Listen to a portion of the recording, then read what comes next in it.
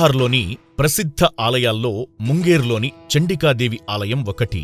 ఈ ఆలయం దుర్గాదేవి అవతారమైన చండికా రూపానికి అంకితం చెయ్యబడింది. ఈ ప్రదేశం హిందువుల విశ్వాసాలకు కేంద్రంగా మాత్రమే కాదు, చారిత్రక, సాంస్కృతిక దృక్కోణంలో కూడా ముఖ్యమైనది. బీహార్లోని ముంగేర్ జిల్లాలో ఉన్న చండికాదేవి ఆలయానికి ప్రత్యేక గుర్తింపు ఉంది. ఎందుకంటే ఈ ఆలయం దేశంలోని 52 శక్తిపీఠాలలో ఒకటి. ఇక్కడే దానకర్ణుడు ప్రతిరోజు పావువంతు బంగారాన్ని దానం చేసేవాడని చండికాదేవి ఆలయం గురించి ఒక నమ్మకం.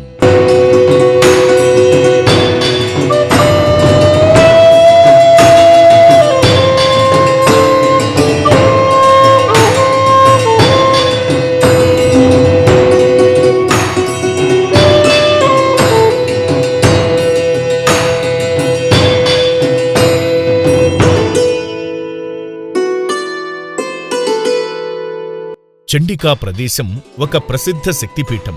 సతీదేవి శరీర భాగాలు పడిన ప్రదేశాలు శక్తిపీఠాలుగా ఏర్పడినట్లు నమ్మకం. సతీదేవి ఎడమకన్ను ఇక్కడ పడిందని ప్రతీతి. ఈ ఆలయంలోని అమ్మవారిని దర్శించుకుంటే కంటి జబ్బులతో బాధపడేవారి రోగాలు నయమవుతాయని నమ్ముతారు. అందుకే కంటి జబ్బులతో బాధపడేవారు ఇక్కడికి ప్రత్యేకంగా వచ్చి పూజలు చేస్తారు. ఈ ఆలయం దుర్గాదేవి భయంకరమైన, శక్తివంతమైన రూపమైన చండికాదేవి ఆరాధనకు ప్రసిద్ధి చెందింది. హృదయపూర్వకంగా అమ్మవారిని పూజించిన భక్తులు కోరుకున్న కోరికలు నెరవేరుతాయని విశ్వసిస్తారు.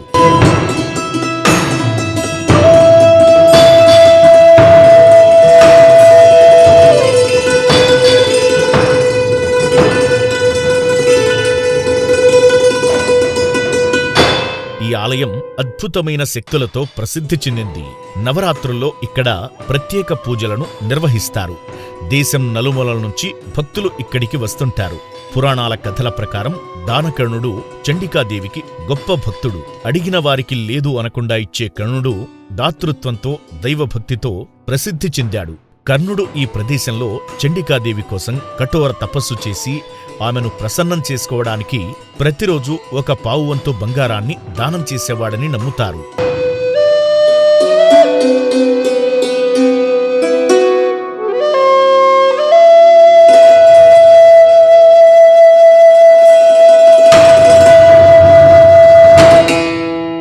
అందుకే ఈ ప్రదేశం చారిత్రాత్మకంగా కూడా ముఖ్యమైందిగా పరిగణించబడుతోంది. కర్ణుడి తపస్సుకు చండికాదేవి సంతసించి అతణ్ణి అనుగ్రహించిందని చెబుతారు.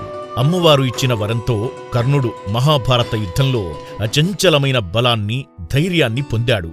మహాభారత పురాణం ప్రకారం కర్ణుడు తన పుట్టుక, సామాజిక స్థితి కారణంగా అనేక ఇబ్బందులను ఎదుర్కోవలసి వచ్చింది. అయితే అతని దాతృత్వం, భక్తి అతన్ని గొప్ప యోధునిగా మార్చింది. ఈ ఆలయం కర్ణుడు జీవితాంతం అమ్మవారి పట్ల చూపిన భక్తికి ప్రతీకగా పరిగణించబడుతోంది.